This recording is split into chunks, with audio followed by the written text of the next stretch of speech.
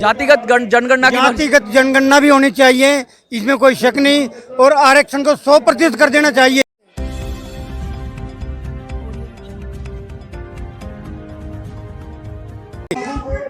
नमस्कार साथियों, मैं मनोज सुराजी स्वागत करता हूं आपका मिनी संसद के मंच पे। आज है 26 नवंबर। 26 नवंबर को क्यों याद करते हैं हम? संविधान दिवस के रूप में याद करते हैं। संविधान एक ऐसी पुस्तक, एक ऐसी किताब जो देश को नियमित करती है, देश जिससे चलता है और देश की दशा और दिशा तय करती है। उस संविधान ने देश के सभी वर्गों का ध्यान रखा था और उस सभी वर्गों को ध्यान रखने के साथ साथ आज फिर भी देश की 85% से ज़्यादा आबादी अपने अधिकारों के लिए सड़कों पे है और कुछ लोगों ने लोकतंत्र पर कब्जा कर लिया है और मनमाने तरीके से पूंजीपतियों के हाथ में देश चला जा रहा है। इसी मूवमेंट को बढ़ाने के लिए सत्ता के विरोध में बहुत सारे दल एकजुट हो गए हैं और जंतर मंतर पर आज पूरी सख्ती से अपना प्रदर्शन कर रहे हैं। आइए बात करते हैं ऐसे ही कुछ लोगों से। कहाँ से आए हैं आप लोग? गोहाना तहसील से। क्यों आए हैं यहाँ पे? संविधान को बचाने के लिए आए हम। क्या हो गया संविधान में? संविधान की तो बदली करने के लिए तैयार हो रहे हैं। संविधान को बदलना चाह रहे हैं जी। हम उसको बदलने नहीं देंगे बिल्कुल भी। किसी कौन चाह रहा है संविधान को बदलना? संविधान को जो अभी बैठे हुए हैं गद्दी पर वही बदलना चाह रहे हैं, जो राज कर रहे हैं। क्यों चाह रहे हैं?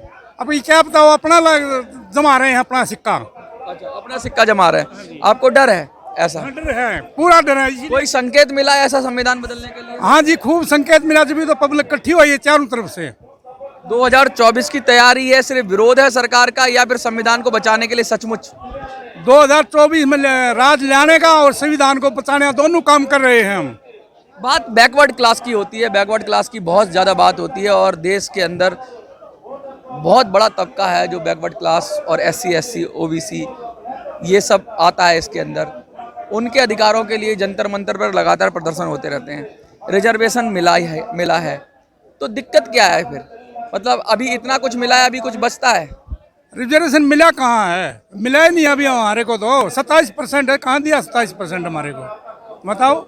कुछ राज्यों में कम है, कुछ में ज़्यादा है, कुछ के अंदर। तो कितना मांगते हैं? और रिजर्वेशन से क्या देश का भला हो सकता है? क्योंकि क्रीमी लेयर वाली बात आ जाती है। OBC में तो है, लेकिन SC ST में तो क्रीमी लेयर वाली है, तो जिसको रिजर्वेशन मिल जाता है वही उसका फायदा उठाता रहता है। गरीब तो वहीं का वहीं पड़ा हुआ है। हम यही कहते हैं, जो गरीब आदमी है उस हर परिवार के अंदर, जो गरीब परिवार है, एक रोजगार उसको दे दे। कोई भी सरकार है, एक परिवार एक रोजगार, ये चाहिए हमारे को। और हमने आर्थिक आधार पे क्या मांग रहे हैं आप? आर्थिक आधार पे ये बताइए क्या क्या? अब मैं जैसे आपके पास आता हूँ, ये जो बात हो रही है बड़ी कि गरीब आदमी की, तो वो तो आर्थिक आधार पे हो गया रिजर्वेशन, जैसा कि अभी सरकार ने करा 10%। ठीक है। तो क्या आप आर्थिक आधार की बात कर रहे हैं? देखिए, इस सरकार ने पूरे देश में सर्वे करना चाहिए, कौन किस स्थिति में है, किसकी क्या आर्थिक पोजीशन है, उसके हिसाब से लागू करना चाहिए। जातिगत जनगणना भी होनी चाहिए, इसमें कोई शक नहीं। और आरक्षण को 100% कर देना चाहिए, ताकि जिसकी जितनी हिस्सेदारी उसको उतना आरक्षण मिल सके। जिसकी जितनी हिस्सेदारी उसकी उतनी भागीदारी का नारा अभी से नहीं, बहुत सालों से बुलंद हो रहा है। और ये तबका लगातार कह रहा है कि जो अंग्रेजों के ज़माने में जातिगत जनगणना हुई थी, उसके बाद जातिगत जनगणना नहीं हुई है। जातियों की क्या स्थिति है? जाति एक सच्चाई है, ऐसा लोग मानते हैं, और कुछ जातियों को ऐसा लगता है कि उन्होंने कब्जा कर रखा है, इसलिए जातिगत जनगणना के अनुसार ही फिर पॉलिसी बनेगी, लोगों की डिमांड बनेगी। ऐसा कुछ है क्या? हाँ बिल्कुल।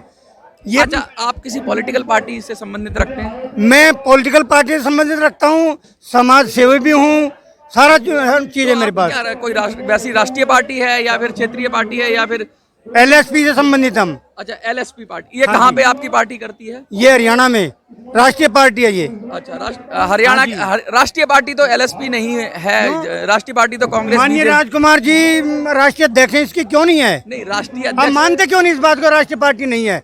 क्या एक दिन जब बच्चा पैदा होता है, जब माँ जन्म देते हो, एक दिन में 20 साल का हो जाता है क्या? नहीं, मैं आपकी उसको टाइम लगता है। मैं आपकी भावनाओं को आहत नहीं करना चाहता। मेरे कहने का मतलब ये था, जो चुनाव आयोग ने जो राष्ट्रीय पार्टी के लिए जो नियमावली बनाई है या जो क्राइटेरिया बनाया है, समय आने पर सारे काम हो जाएंगे अपने आप।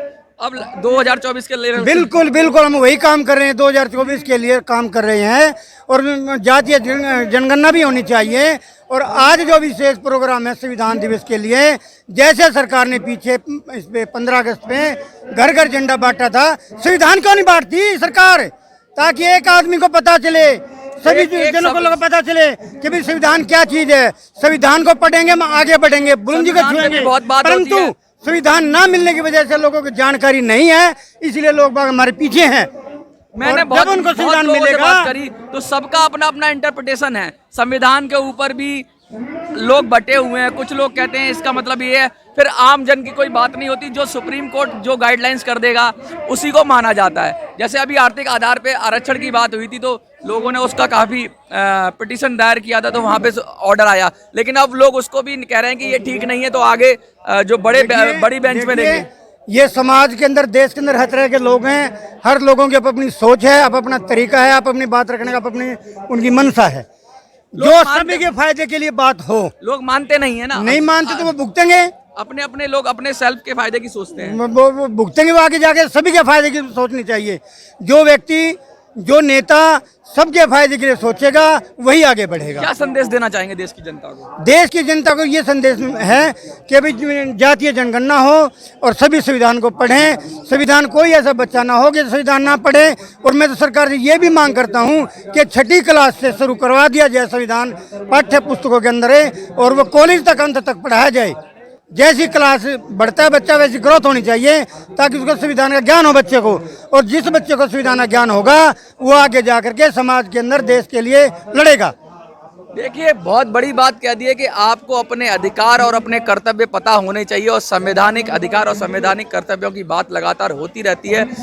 ये लोग आए हैं जंतर मंतर पर, हजारों की संख्या में, लगभग 1000 के करीब लोग हैं। देश के कोने कोने से आए हैं, अलग अलग लोगों से जुड़े हुए हैं और लगातार संविधान की बात कर रहे हैं किस तरीके से ओबीसी को, बैकवर्ड क्लासेस को, एसटी को उनके हक की बात कर रहे हैं, और उसके लिए आंदोलन चलाने की बात कर रहे हैं, एकजुट होने की बात कर रहे हैं, और 2024 की तैयारी की भी बात कर रहे हैं।